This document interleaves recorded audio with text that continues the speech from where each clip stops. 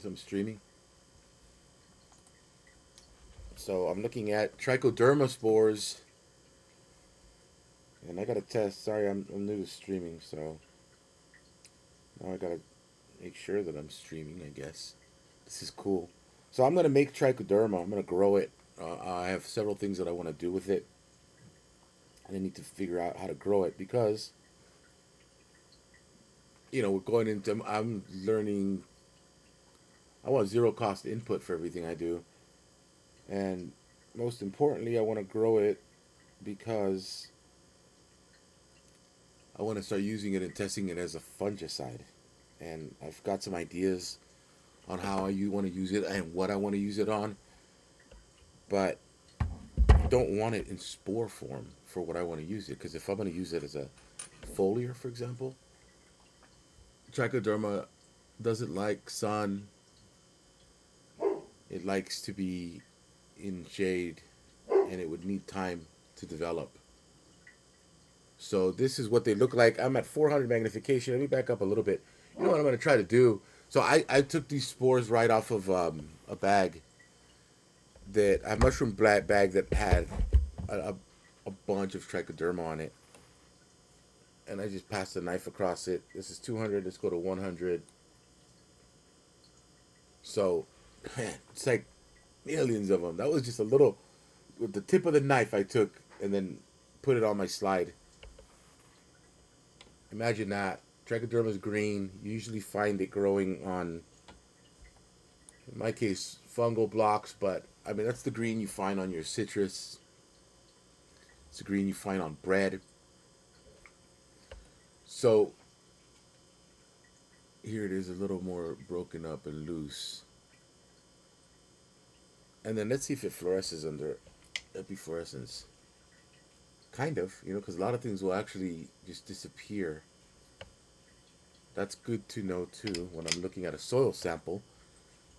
And this is what they look like, which could be one of millions of things. But it's something else that it can potentially be trichoderma. Trichoderma should be just about in everything. It's extremely beneficial for your plants. It even there's a white paper out there. I'd have to go read again. I have it saved on how it actually plugs into your roots and has that symbiotic relationship with your roots.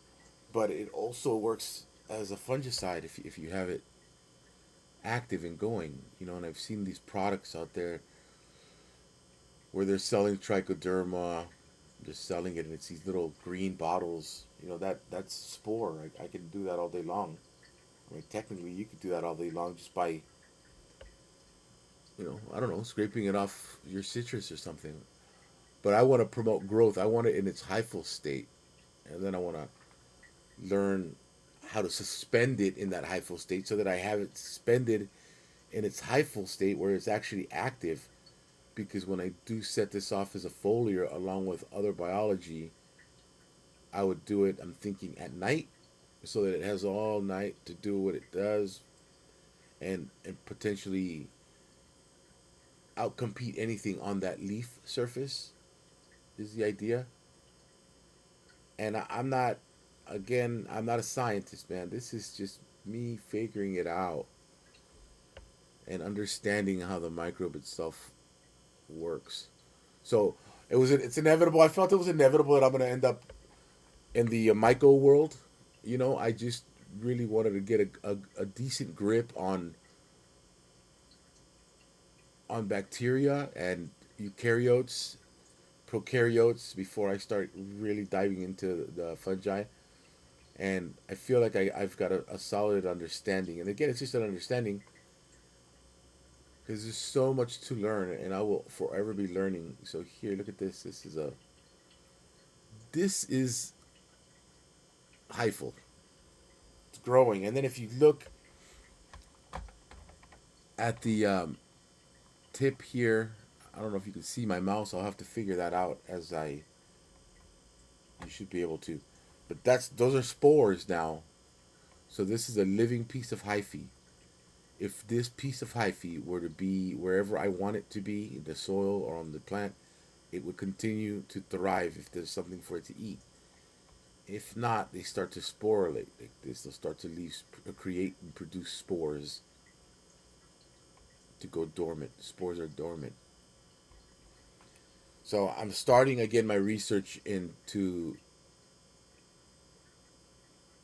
mycology. So if I do slip up and say something that's wrong, I apologize in advance. But this is how we do it. We just dive in. But man, look how many spores. This is so the tip of a.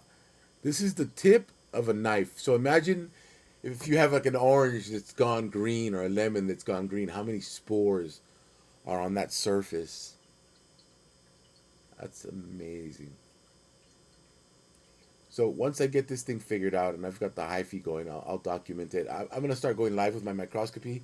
This is my everyday. This is a regular day for me. I just now, when I jump on my microscope, I might as well share it. So some videos will be short, some videos will be long, and I'd rather just share the information and get through it quickly. But I have to get out there and go do some actual work. But look at that. You get lost on the scope. You know, if you sit here, this is dangerous. Actually, it's very dangerous because it could be here for quite a while. So, all right. Anyway, let's figure this thing out. Let's see if I can get this thing growing successfully. Let's see if I can suspend it. Let's see if I can save it, hold it, put it in a bottle, and have it as I need it. Mo with Agrosol, and I'm out.